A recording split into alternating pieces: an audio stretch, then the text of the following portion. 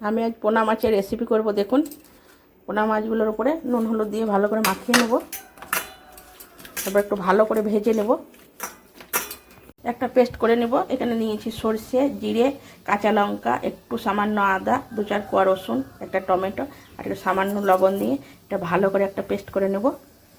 মাছগুলো আমার ভাজা হয়ে গেছে। এরপরে কড়াইয়ের উপর দিয়ে দেবো 5 ফোড়ন, পেঁয়াজ,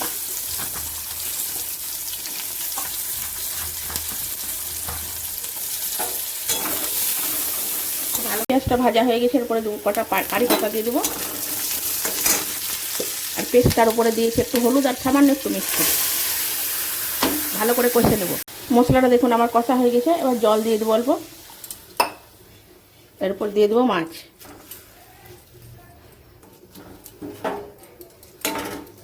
আমার মাছের ঝাল দিয়ে দেখুন একদম রেডি হয়ে গেছে, নামিয়ে নেব। মাছের ঝাল দিয়ে একদম খাবার জন্য রেডি। গরম গরম ভাতের সঙ্গে মাছের ঝাল দিয়ে দারুণ লাগবে।